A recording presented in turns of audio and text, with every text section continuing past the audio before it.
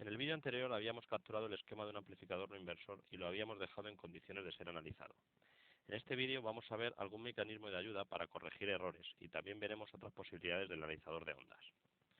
El punto de partida es el circuito capturado en el vídeo anterior.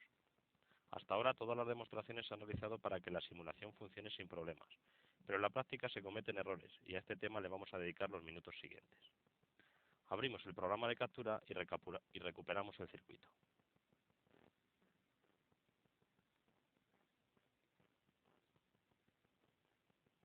A continuación, vamos a forzar algunos errores y comprobar cómo se comporta el simulador. En primer lugar, vamos a eliminar, por ejemplo, la masa o referencia de uno de los terminales de R1. Veamos cómo actúa PSPICE. Al dar la orden de iniciar la simulación, aparece una ventana indicando que hay un error, y al hacer clic en aceptar, aparece una breve información sobre el error. Uno de los terminales del resistor R1 está flotando. Podemos conseguir más información sobre el error abriendo la ventana de mensajes y haciendo clic con el botón derecho del ratón sobre el mensaje del error. En este caso, es una indicación clara de cuál es el error y lo podemos resolver fácilmente.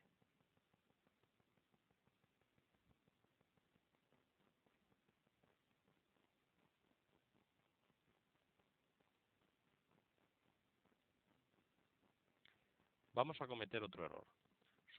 Supongamos que por un despiste el valor de la resistencia de carga no lo hemos dado y hemos escrito carga. En esta situación lanzamos la simulación.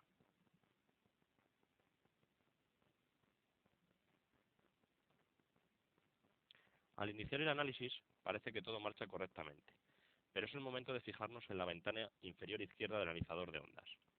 En ella se va describiendo la actividad del simulador y después de chequear la sintaxis de la descripción del circuito ha dado un error e informa que ha anulado el análisis.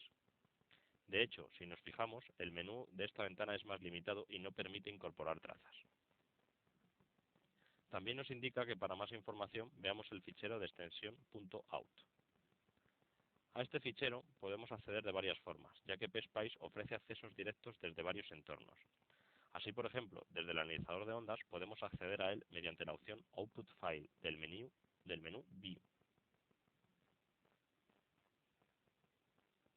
o desde un icono situado a la izquierda de la gráfica, o desde el entorno de captura.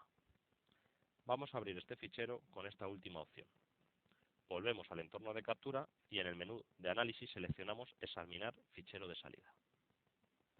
Es un fichero de texto con varios apartados que describen textualmente el circuito, componentes, nudos y los análisis a realizar. Buscamos en este fichero una línea que se inicie con la palabra error y en la línea anterior hará referencia al componente o elemento descrito erróneamente. En este caso es la resistencia R3. Volvemos al entorno y detectamos que efectivamente era en esa resistencia donde no habíamos incluido su valor. Resolvemos el problema y procedemos a realizar el análisis. Vamos a fijarnos en las ventanas inferiores. En la de la izquierda se describen las operaciones que va realizando el simulador y en la de la derecha muestra una relación de los componentes que forman el circuito. En este caso aparecen componentes que no existen, como tales en el circuito, pero debe tener en cuenta que PSPICE tiene en cuenta los diodos, transistores, resistores, etc., con los cuales está construido el operacional. Cerramos las ventanas inferiores para disponer de más espacio en la representación gráfica.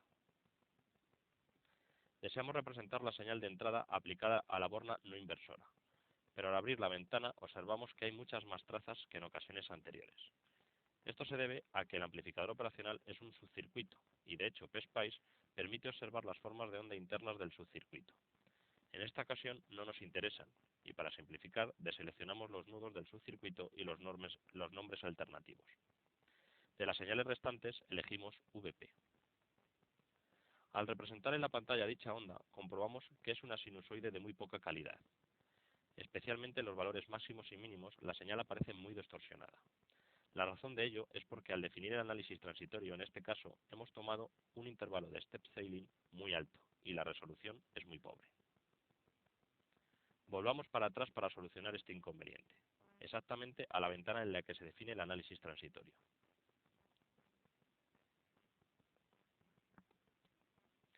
Damos un valor a step failing de 10 microsegundos, con lo cual garantizamos que al menos calcula 100 puntos por cada sinusoide. Una vez completado, validamos los datos y volvemos a lanzar la simulación.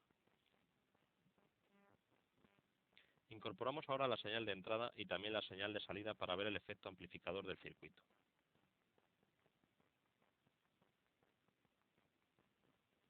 Al hacerlo comprobamos que debido a la diferencia de amplitud de ambas señales, la señal de entrada aparece prácticamente como una recta.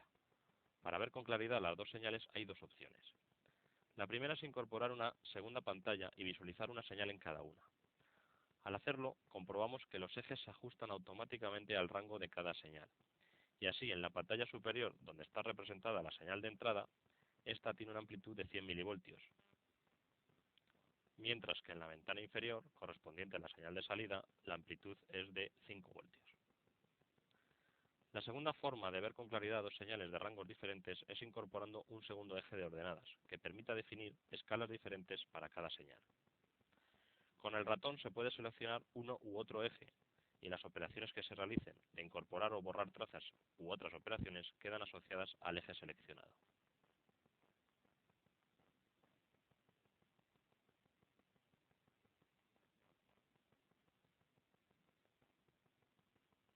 A la vista de estas gráficas podemos ratificar que el amplificador funciona correctamente, amplificando por 50 la señal de entrada. Con los cursores podremos hacer medidas más exactas. El cambio de los cursores de una traza a otra también se realiza haciendo clic con el ratón sobre la gráfica deseada. Este circuito que estamos analizando es muy importante y sobre él se pueden hacer diferentes estudios con el fin de entender mejor su funcionamiento. Una forma de comprobar el cortocircuito virtual del operacional realimentado negativamente es representando la señal VP-VN.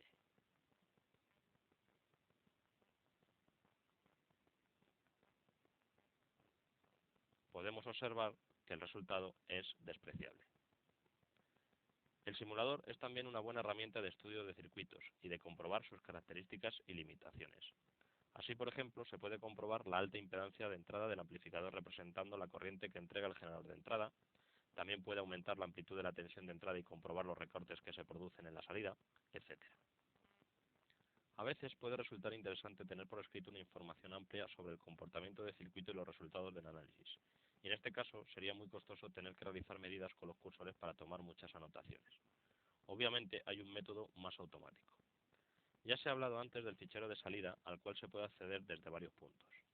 Si se abre este fichero después de haber realizado el análisis, observamos que incluye mucha información sobre la estructura del circuito, pero nada sobre el análisis transitorio realizado. Relativa a tensiones solo incluye el punto de trabajo, es decir, las tensiones de continua del circuito.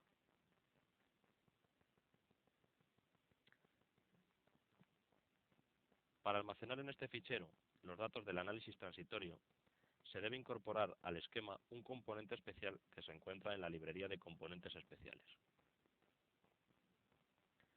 Allí buscamos el componente vprint y al seleccionarlo observamos que tiene la forma de una impresora, y eso es realmente lo que realiza, almacenar los datos del análisis del nudo en el que se incluye dicho componente. Supongamos que deseamos tener por escrito los resultados del análisis de la tensión de entrada y de la tensión de salida. Incorporamos dos componentes en los puntos deseados y repetimos el análisis.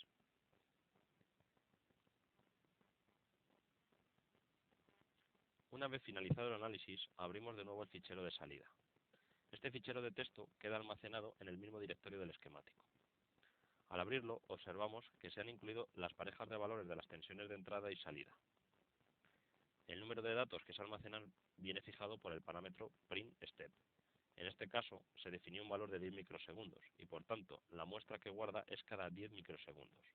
Como el tiempo final es de 3 milisegundos, se guardarán 300 muestras. Son muchos datos, en este caso tal vez no hubiera sido necesario guardar los resultados de los 300 análisis realizados en esta simulación. Esto lo controlamos aumentando el valor de printStep. Con esto damos por finalizado este vídeo.